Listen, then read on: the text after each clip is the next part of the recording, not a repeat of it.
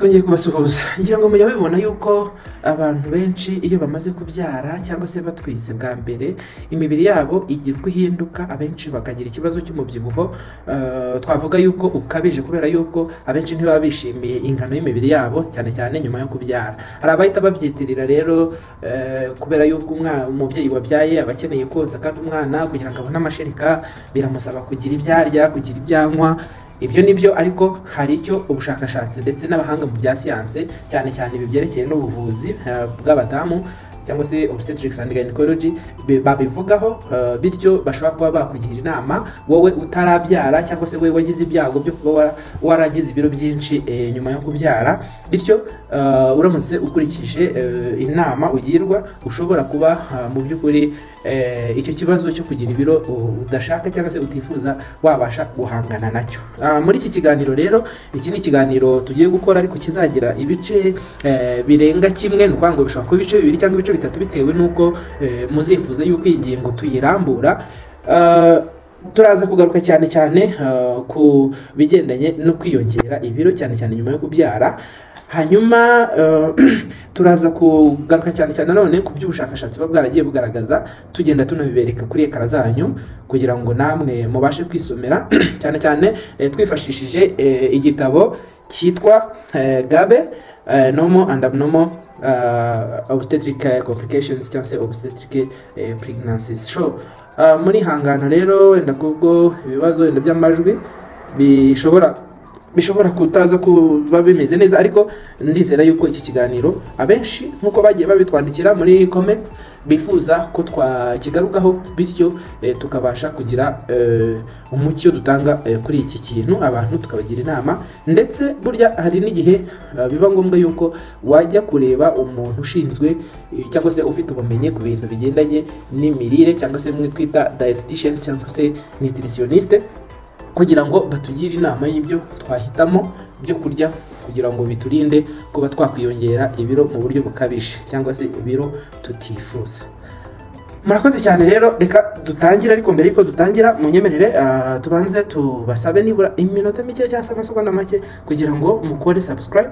Nicyo kidufasha kugira ngo dukomeze kugira imbaraga zo gukora ibiganiro, ndetse munashishikarize n'abandi kuba bareba ibiganiro kugira ngo ubumenyi tubugire turi benshi. Hanyuma ikindi twifuza yuko mwatangira namwe kujya mudufasha mukadutera inkunga. Dufite code ya MomoPay mushobora kuba mwakwifashisha kugira ngo tubashe kunyuzaho inkunga zacu tudakaswe.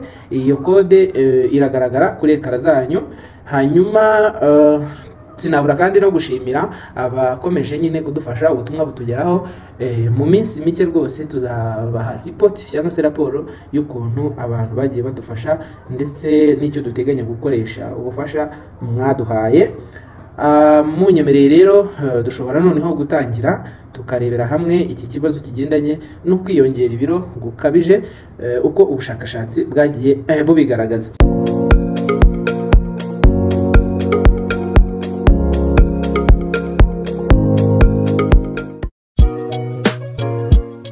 Muraho neza, uhaye ikaze kuri Dr. Richard Official.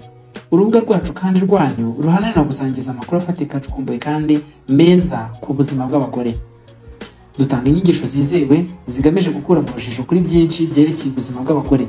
Waba ushaka kumenya byinshi ku bijyanye no kwitegura gusama, kuboneza urubyaro cyangwa gusigasira ubuzima bwawe nyuma yo kubyara, tuzahora tuguha amakuru meza kandi afatika. Dufasha buri mugore wese kubona ibisubizo by'ibibazo by'ingenzi bitajenjetse, bityo ubaye ushaka kudutera inkunga mu bikorwa byacu byo gukwirakwiza amakuru n'ubumenyi nk'ubu bushingiye kuri siyanse, ushobora gushyira inkunga yawe kuri code ya MomoPay igaragara kuri screen yawe. Inyigisho zacu ziragutegereje. Dushyigikire kugira ngo ubuzima bw'abagore bukomeze kuvugwa kandi buvugwe mu buryo bwa nyabwo bwa siyanse kandi buhamye.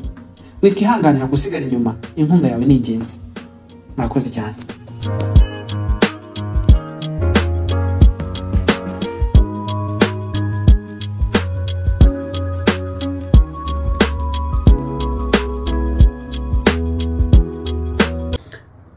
Gabe igaragaza yuko ushingiye kuri données zihari cyangwa se ku bushakashatsi buhari kugeza ubu ngubu, bigaragara yuko abagore ubusanzwe bajya kubyara cyangwa se gusama bafite impuzandengo y'icyo twita BMI cyangwa se BMI ubundi ni body mass index cyangwa se ubucucike bw'ibiro kuri metero kare ya buri mubiri wawe. Iyo ari nkeya cyane, ubwo no kuvuga munsi ya 18.5, icyo gihe uba ufite ibyago byinshi byo kuzabyara umwana, n'ubundi nawe twavuga ko twagereranya nko kugwingira, ibyo bita small for gestational age. Noneho akaba yagira n'ibyago byo kuvuka atagejeje igihe, ibyo twita preterm birth, ndetse n'ibyago icyo gihe byose byongerera rimwe ibyago byo kuba umwana yakwitaba Imana muri iki gihe cyo kuvuka. Ibyo byose rero bikaba ari ibiri kuri wa mugore ugiye gutwita cyangwa se ugiye kubyara, ariko mbere yo gutwita yari afite ibiro biri hasi bikabije. Muranyemerera iki ngiki nifuje kugira ngo nkigarukeho, kugira ngo abariho duhera twumve ese ubundi na mbere yo gutwita ubundi umugore yakagombye kuba afite ibiro bingana iki bikwiye kugira ngo bibashe gusiporta iyo nda agiye gutwita, uwo mwana azakure neza kugeza igihe avukiye.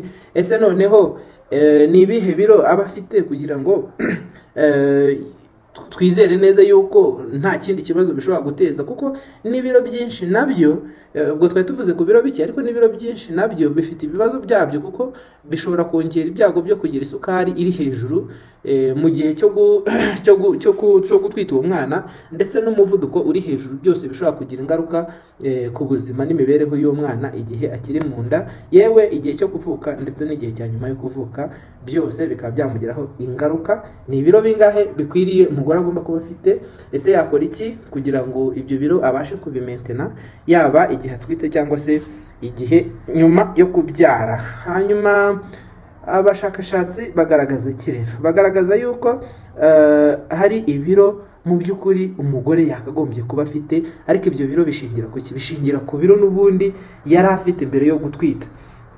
Ni ukuvuga ngo kuri wa mugore ufite wari ufite BMI, icyo twise BMI iri munsi ya 18.5, ni ukuvuga ngo yakagombye nibura ahangaha babyanditse mu buryo bwa pounds, ni ukuvuga ngo ni systeme z'abanyamerika nyine ibiro babibara muri pounds, ariko reka tubihindure muri systeme z'ibiro nyine dusanzwe tuzi muri kilogram, kugira ngo tubashe kubyumva. Nibura umugore wari ufite BMI iri munsi ya 18.5 yagombye nibura kwiyongera ibiro bingahe igihe atwite ndetse yewe na nyuma yo kubyara.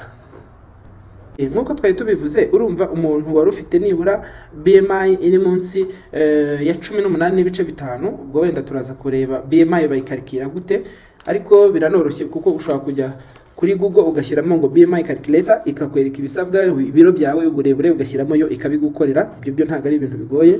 Tugarutse rero ku muntu wari ufite BMI iri munsi ya 18.5, ubwo ni babandi bananutse cyane twahereyeho, abagomba nibura igihe atwite kwiyongera ibiro nibura 12.7 kugera ku biro 18.1. Noneho umuntu ufite BMI iri hagati ya 18.5 kugera kuri 24.9 abagomba nibura kwiyongera ibiro 11.3 kugera nibura ku biro 15.9. Umuntu ufite BMI guhera kuri 25 kugera nibura kuri 29 abagomba nibura kwiyongera guhera ku biro 6.8 kugera nibura ku biro 11.3. Umuntu ufite BMI iri hejuru cyangwa ingana n'ibiro BMI ingana n'ibiro umuntu ufite BMI iri hejuru cyangwa ingana na 30 abagomba kwiyongera nibura ibiro 4.9 kugera ku biro 9.1.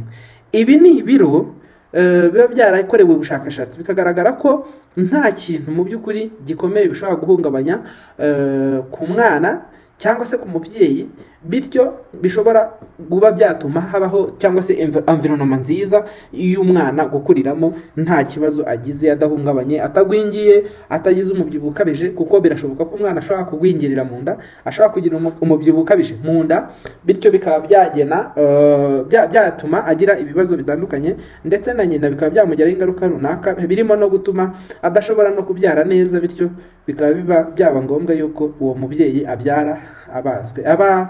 Abatazi ingaruka zo kuba babyara babazwe bashobora kureba bimwe mu biganiro byacu biheruka twagiye tubigarukaho. Dushobora no kuza kubipininga kuri comment ya mbere, ushobora kuza kureba ukamenya ngo ingaruka zo kubyara ubazwe ubigereranyije no kubyara neza icyiza ni ikihe, kugira ngo mubashe kuma mwamenya ibyo muhitamo.